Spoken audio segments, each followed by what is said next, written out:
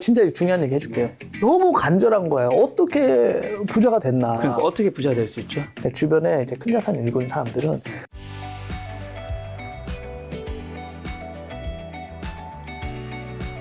자, 요즘 보니까 냉철이 해외여행도 굉장히 많이 가시던데 리오프닝 섹터는 올해 어떻게 보세요? 괜찮아요. 매크로는 괜찮아요. 네. 근데 이제 항공은 우리나라 볼 회사 하나밖에 없어. 하나밖에 없어. 하나밖에 없는데 내가 이게 전문이잖아요. 전문가잖아. 항공 전문가입니다. 아, 진짜요? 왜지? 왜 항공 전문가시죠? 많이 아니까. 자, 탑승률도 너무 좋을 거고 환도 이제 또 안정화되고 네. 또 대한항공이 이제 여러 가지 이제 부침도 해결되고 너무 좋아요. 근데 부채가 많아. 근데 지금 이자가 올라가잖아. 그래서 이럴 때가 플레이하기 좋을 때입니다. 그래서 상황은 좋으니까 이제 항공 뭐 좋아진다.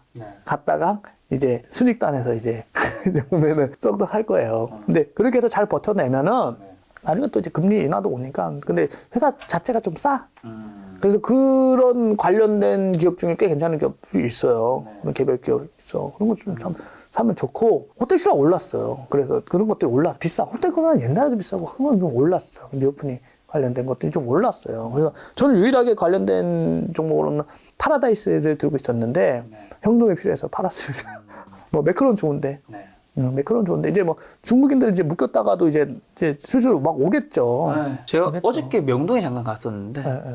명동 거의 거리들에 사람들이 옛날보다 많이 늘었더라고요. 이제 정상화 되겠죠. 그래가지고 뭐 그 안에서 플레이하는 거 나쁘지 않아요.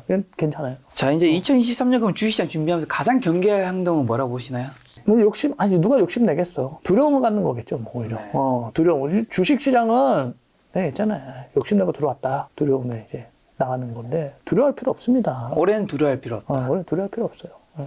두려워할 필요 없습니다. 그냥 주식 시장은 평정심이 제일 중요해요. 기본적으로 분석력도 좋고 뭐 좋은데, 왜 뭐 교수님들이나 고학력자들이 투자로 돈 번 사람들이 별로 없겠어요. 멘탈에서 안 된다고. 멘탈도 안 되고 기본적으로 알고리즘 자체가 학문으로 배우는 거랑 이렇게 시장에서 이게 매일 이런 문제가 매일 나오는 겁니다. 그냥 사고를 요하는 문제들이 계속 튀어나오는 거예요. 이게 뭔가 타고나는 거지, 알고리즘이. 이게 뭐 공식으로 그렇게 되지 않아요. 그래서 무슨 뭐 평생 공부만 하고 평생 유명한 사람도 있어요. 2013년도가 12년도에 블로그에 뭐라고 쓴 줄 아세요? 서울의 아파트는 투자로서의 가치는 없습니다라고 썼어요. 내가 뭐 댓글도 막 쓰고 그랬는데. 뭐 공부를 많이 하면 될 것 같아. 그렇지 않습니까? 그 사실 근성이 내가 이렇게 부자 된 사람, 내가 진짜 중요한 얘기 해줄게요. 내가 부자 된 사람도 많아요. 나는 못 됐는데 부자 된 사람들이 나도 완전 개혁수주잖아요. 너무 간절한 거예요. 어떻게 부자가 되나, 어떻게 부자가 됐나. 그러니까 어떻게 부자 될 수 있죠? 내 주변에 이제 큰 자산을 일구는 사람들은 근성이 장난이 아니에요.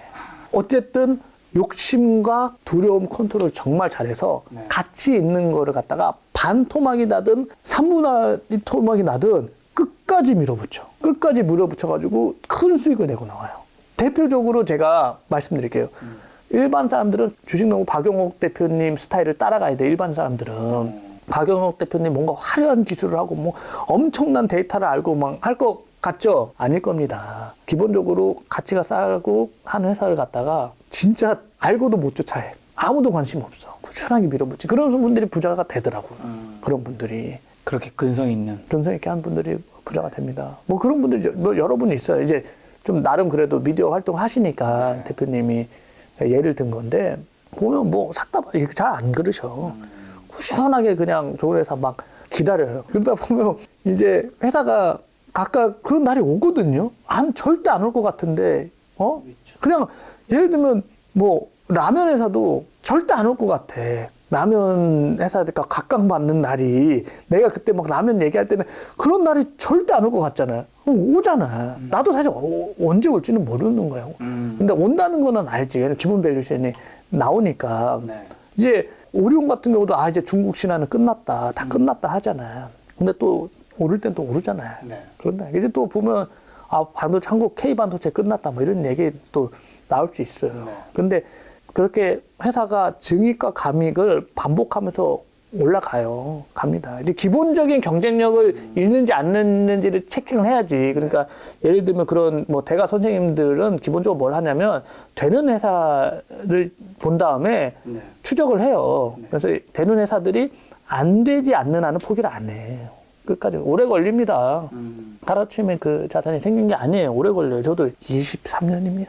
냉철님이 이제 부자가 되는 기회를 잡는 사람들의 특징 중 하나로 이제 근성 같은 얘기해 주셨는데, 그럼 2023년 지금 자본주의에서 부자가 되는 현실적인 방법, 어떻게 보면 냉철님은 이제 주식 투자에 성공하셨고, 부동산 투자에서 성공하신 분도 만나보셨을 거고, 사업가로 성공하신 분, 다양한 분야 만나보셨을 텐데, 네. 지금은 어떻게 하면 좀 현실적으로 부자가 될 수 있다 생각하세요? 아니, 예를 들어서 이제 김 작가님 같은 경우는 이렇게 해도 부자가 되고 저렇게 해도 부자가 되는데 좀 더 쉽게 빨리가 되려면은 한결같이 꾸준하게 흔들리지 말고 뭔가를 해야 돼요. 네, 그렇죠. 근데 마음이 안 여려. 그렇게 안 해. 그러면 평행우주가 있어가지고 한결같이 바른 방법으로 꾸준히 밀어붙인 쪽보다 이게 나중에 보면 더디 되니까 나중에 보면 이제 처음엔 티가 안 1, 2년도 2, 3년도 티가 안 나는데 뭐 10년, 20년 넘어가면은 그게 이게 영향이 있겠죠. 그게 수익에 또 수익이 붙고 수익에 수익이 붙기 때문에 그렇습니다. 그래서 일반 분들은 이제 예를 들면 내가 뭐 삼성전자의 뭐 직원이다. 그러면 가치 있는 회사를 찾아서 믿고 그냥 꾸준하게 그런 것들 포트를 구성해서 해야죠. 그러면 금리보다 훨씬 날 거고요. 날 겁니다. 훨씬 날 겁니다. 거기서 이제 본인의 하다 보면 찬스가 기회가 와요. 기회가 왔을 때 그 기회를 이게 실력이 늘거든요. 그 기회를 하나씩 잡아가면 점프업을 하죠. 가처분 소득을 최대한 늘린 다음에 그 가처분 소득을 가장 리스크 테이킹을 안 하면서 기대 수익률이 높은 곳에다가 지속해서 반복해서 투하를 하는 겁니다. 그래서 성공 확률을 높이는 거죠. 그게 이제 반복되면은 우리나라에서 만약에 뭐 괜찮은 회사에서 했는데 그렇게 했는데 뭐 중상류층까지 못 갔다. 그럴 수는 없어. 그냥 자동적으로 자연의 법칙, 산술적으로 그렇게 가게 돼 있습니다. 네. 여기 같은 이제 고소득자들은 그렇게 안 하든 이렇게 하든 저렇게 하든 뭐 그 선에 올라가는 거고. 근데 이제 이 리듬을 타고 가면은 훨씬 쉽게 가죠. 네. 자, 그럼 부자가 되기 위해서 없어야 하는 걸 하지 말아야 되는 거 뭐 있다 생각하세요? 부자들은 우선 그 오류가 심하지 않고 기본적으로 뭐 알고리즘이 좋습니다. 알고리즘이 바보 같은 행동을 안 하고 그리고 여러 가지 케이스들이 있잖아요. 근데 이제 뭐 일반 직장인이나 이렇게 해서 차곡차곡해서 올라오는 사람들이 보면은 뭐 배팅을 잘하고 뭘 하고 그런 게 아니고 한결같이 꾸준하게 있잖아요. 우상향 하는 사람들이. 그러니까 대박을 내려고 하지 않고 내가 이제 성장 곡선에 딱 들어갔다. 그러면 그걸 유지하는데 나는 우리 같이 뭐 사업하는 뭐 이상한 마케팅 대표님을 보면은 너무 이걸 급진적인 성장을 보다도 지금 성장 고도에 들어갔으면 이걸 더 유지하는데 좀 더 힘쓰는 게 낫다고 생각해요. 왜냐하면 자동적으로 부자는 되니까 이제 현금으로 들어오는 것 같다가 계속 이제 알짜 자산들을 모을 거니까 반통만 나도 10분의 1통만 나도 그런 거 신경 쓰지 말고 그냥 밀고 나가면 결국은 오는데 이걸 못해. 근데 부자들은 알고리즘 오류, 클로즈라 그러잖아. 바보 같은 행동 안 하고 이거 뭐지 하면서 막 밀어버린다든지 갑자기 욕심에 의해 가지고 막 이상한 비상장 뭐 이거 투자한다든지 코인 한다든지 그런 짓을 안 하지. 그겁니다. 그래 꾸준하게 가면 사실 나중에 엄청나게 차이나. 상상 이상으로 차이 납니다. 대부분 아예 그렇게 안 한다니까. 안 한다고. 못하고 안 한다니까. 좋은 기회가 와도 싸면은 더 떨어질까봐 못 사고 오르면 더 오를까봐 거기다 사고 그러는 거예요. 자, 냉철님 경제적 자유는 얻으셨잖아요. 경제적 자유 얻으신 후에 돈에 대한 가치와 인식은 좀 어떻게 변하셨어요? 예전에는 굉장히 좀 흡수였다고 말씀도 하셨는데. 간절했습니다. 진짜 나보고 다시 뭐 힘든 때로 지금 힘들진 않으니까 진짜 상상도 하기 싫네 갑자기. 간절했어요. 정말 간절해서 20대에 쉰 날이 없어요. 20대 내가 이제 대학생이었거든요. 근데 뭐 집에 생활비도 해야 되지. 그리고 학비도 내야 되지. 뭐 알바해가지고 번 돈 그걸 남아가지고 또 주식 투자도 했어. 지금 생각해보면 신기해.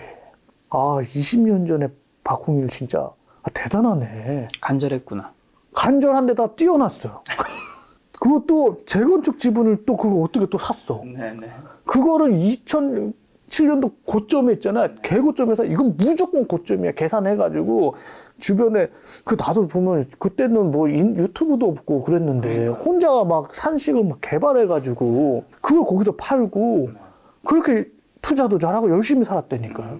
그리고 20대에 그랬죠. 30대에는 이제 뭐 좀 어느 정도 안착됐으니까는 그때 뭐 가정을 뭐 일구고 뭐 그런 데 에너지를 썼죠. 그리고 이제 40대 돼가지고 이제 조금 먹고 살만해서 그냥 먹고 살만한 딱 요만큼 정도 됐는데 이제 행복하죠. 그래서 나는 이제 내가 죽을 때쯤 얼마 있겠다는 게 대략 이게 나와요. 보면은 연 한 목표는 15에서 20 사이에 15에서 20% 짜리로. 왜냐면 올해는 이제 8% 했으면은 내년에는 뭐 한 30% 해야지. 만약 올해는 한 30% 해야지. 올해 올해 뭐 내년 이런 식으로 해야죠. 그거를 좀 까먹은 거를 좀 다시 채워놓고 해야지. 크게만 안 터지면 가는데 간절했다는 거, 그리고 좀 재능이 있었던 것 같아. 좀 내가 좀 센스가 있어 보면. 좀 그리고 리스크를 누가 받쳐줄 사람이 없으니까 보통은 사업 망하고 하면 뭐 아버지가 한번 막아주고 어머니가 한번 막아주고 삼촌이 한번 막아주고 뭐 이런 게 있는데 나는 나 죽으면 다 끝나는 거야 그냥. 다 끝나는 겁니다. 지금. 그래서 참 리스크를 피하면서 들어갈 때 워스트 시나리오, 배드 시나리오 다 감안해가지고 감당할 수 있게끔 한 거. 내 인생은 그렇게 안 해. 투자에서는 항상 좀 그 리스크를 좀 과하게 생각해서. 냉철님이 자주 말씀하신 게 뭐 지능, 오류, 알고리즘 이런 게 어떻게 보면 선택을 굉장히 잘해야 한다라는 거잖아요. 네, 그럼요. 그 많은 분들이 냉철님은 선택을 잘 못한다고 보시는 것 같은데 네. 왜 선택을 좀 잘 못하고 그럼 올바른 선택, 돈이 되는 선택하려면 어떻게 해야 될까요? 그게 이제 이성이냐 감성이냐인데 보통 그냥 인간이 나는 옛날에는 다 그걸 이해를 못했어요. 왜 저런 판단을 하지? 이거를 이해를 못했는데 인간은 그냥 오류 덩어리더라고요. 예를 들면 내가 미래 진로가 전자공학과가 발라. 근데 주변에서 만약에 그때 당시에 문학과가 멋있고 문학과가 뭔가 좋은 것 같다 막 이런 얘기 듣잖아. 그럼 사람이 문학을 선택해버리는 거야. 자기 인생이 바뀌는데. 예를 들면 그렇게 사람들이 주변의 감성적 오류의 그 아까 그 얘기했던 원시 본능 있잖아요. 본능대로 흘러가는 거예요. 근데 인간이 예전에 뭐 수명이 10몇 년 뭐 20년 살 때에 지금 신체적으로 크게 바뀐 건 없는데 뇌는 그 원시인 때 낸 거예요. 그래서 우리가 번식, 그리고 이제 여러 욕구를 해결하는 여러 가지 욕구를 해결하는 우리가 뭐 인정받고 싶은 욕구, 그리고 뭐 성장하고 싶은 욕구, 여기에 뭐 엄청나게 오류들이 많이 있습니다. 자연의 법칙으로. 그걸 나는 이제 내가 예를 들면은 뭐 실현을 당했어. 그러면 이제 내면에 막 심장이 벌렁벌렁 거리면서 막 이제 막 괴롭단 말이에요. 그럼 나는 아는 거죠. 나도 똑같이 올라와요. 이게 왜 오는 건지. 그럼 여기서 내가 어떤 걸 행동해야 된다는 걸 아는 거죠. 그래서 나는 항상 옛날 총각 때 여자들한테 이제 차이면 일을 열심히 했습니다. 내면에 그거를 극복하고, 그리고 예를 들면 주가가 이제 떨어지면은 이제 나의 생존을 위협받는다고 보통 사람들은 생각하는데 나는 이제 훈련도 돼 있고 아니까 그 기업에 대한 내용을 아니까 좋은 기회가 오고 있구나로 생각을 하는 거죠. 이게 아주 반복이 됐기 때문에 그런 오류들이 없는 건데 보통 사람들은 이제 거기까지 생각을 해본 적이 없으니까 해본 적도 없고 그러니까 이제 계속 오류된 선택, 그러니까 당장의 행복을 위해서 자기 인생의 미래의 성장을 포기하는 선택을 되게 많이 하죠. 예를 들면은 심리적 오류가 가장 뭐 큰 것들이 이제 담배 같은 거예요. 담배를 피면 담배를 피면서 욕구는 해소되지만 결국은 장기적으로 행복에서는 어떻게 돼요? 망하는 거예요. 마이너스 요인이란 말이죠. 저는 이제 나도 담배를 안 피고 내 주변에 담배 피는 사람이 없어. 한 명도 없어. 왜 그래요?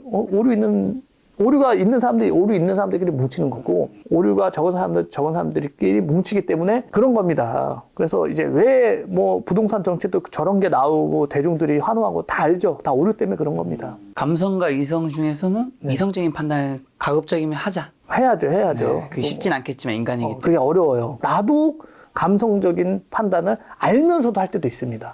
네, 알면서도 하고 지난 다음에 이거 내가 실수했다고 생각할 때가 있습니다. 저도 뭐 인간이기 때문에. 근데 이제 알죠. 지나고 나면서라도 알죠. 아예 모르는 사람들이 있어. 마지막으로 2023년은 돈을 좀 어디로 이동하고 부의 시그널은 뭐가 있는지랑 그리고 지금 현재 우리는 좀 뭘 준비하고 있어야 될까요? 인간의 시간은 선입니다. 뭔가 이렇게 딱딱 끊어지고 갑자기 2022년 됐다가 갑자기 제 종을 딱 치니까 부릉부릉 하면서 뭐가 바뀌고 그렇지 않아요. 한결같이 항상 똑같은 부를 위해서 내가 일을 해서 생기는 자원을 가치 있는 것에다가 투자를 하고 기다렸다가 그게 무르익으면 그래서 참 주식 농부라는 그 필명이 참 미리 할 걸 제가 좋은 것 같아. 그렇게 해서 무르익으면은 수확을 하고 이거를 반복해서 대기권, 내가 그걸 갖다가 WBWS라고 그러는데 일하고 사고 기다렸다가 팔고 이거를 언제까지 경제적 자유를 이룰 때까지는 꾸준하게, 그래서 대기권을 밖으로 올라가면 인공위성이 되면 그때는 WBWS를 안 해도 이게 돌아가니까 이게 거기까지는 이제 꾸준하게 부를 위해서 진짜 그냥 우직하게 무쏘의 뿔처럼 그냥 밀어붙이는 겁니다. 나는 그랬어요. 나는 어렸는데도 그 누구한테 배운 적도 없는데 몰라 왜 그랬나. 그게 내가 볼 때 집념이었던 거야. 누가 간절해서. 지금 생각해보면 부자가 되고 싶은 게 간절해서 그렇게 했던 것 같은데 왜 부자가 안 됐지. 간절한데 안 되는 거 아니야 이거? 감동을 주려면 감동을 주시고 웃음을 주려면 웃음. 둘 다 섞지 마요. 네. 여러분 중에서 저는 안 됐지만 그거 만약에 했는데 안 됐다. 저 찾아오세요. 사죄하겠습니다. 안 된 사람 없었어. 안 된 사람 못 봤어요. 정말 꾸준하게 밀고 그렇게 바른 길을 갔는데 안 된 사람 없었어요. 그래서 주식 투자, 모든 투자에서 가장 중요한 게 뭔지 아세요? 바이탈이 안정된 거야. 안정된 현금으로 하면은 지금 장이 흔들리고 오늘 뭐 저점을 찍고 얼마 때 괜찮아요. 근데 왜 감정적 오류가 생기냐면 우선 상황이 안 좋으면 스트레스가 올라가고 스트레스가 올라가면 오류가 나오는 거예요. 예를 들면 지금 이 방송 보는 영끌한 형들. 영끌해가지고 작년에 욕심으로 갔다가 막 참고 하다가 욕심에 의해가지고 막 풀 레버리지 끌어가지고 집 사는 분들 잠 못 자지. 이자 비용이 지금 내 가처분 소득보다도 올라갔어. 내 소득보다도 이자 비용이 올라갔어. 매달 적자야.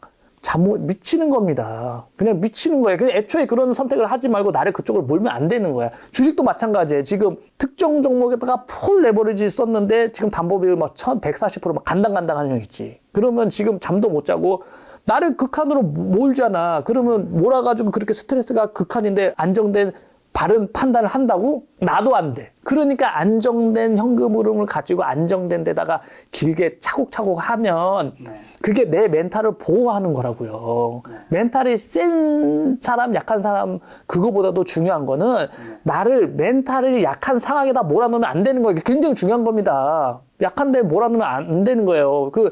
지금 연예인들 중에서 돈 좀 벌 때 부동산에다가 풀 레버리지 쓴 사람들 있어. 작년까지 죽는 겁니다. 올해 만약에 그렇게 했는데 뭐 작품 안 들어와. 예를 들면 내가 뭐 만화가야. 근데 갑자기 만화가 작품이 안 팔려. 줄줄이 비엔나로 경매 들어가는 겁니다. 예를 들면 막 이렇게 유튜버야. 근데 갑자기 풀 레버리지로 갔다가 전 재산 다 한 데다가 레버리지 써가지고 건물 샀다고 생각해봐. 당신이. 지금 그런 거 검토한 적 있잖아. 힘들죠. 검토했지. 근데 딱 했는데 갑자기 유튜브에서 어떤 냉철 TV 나와가지고 욕했어. 근데 채널이 삭제당한 거야. 채널을 삭제당했어. 돈이 안 들어온다고 생각해봐. 이때까지 번 거 그냥 한 방에 그냥 다 날아가는 겁니다. 그렇게 몰아가는 사람들이 많아. 그냥 그렇게 하지 않으셔야 된다고요.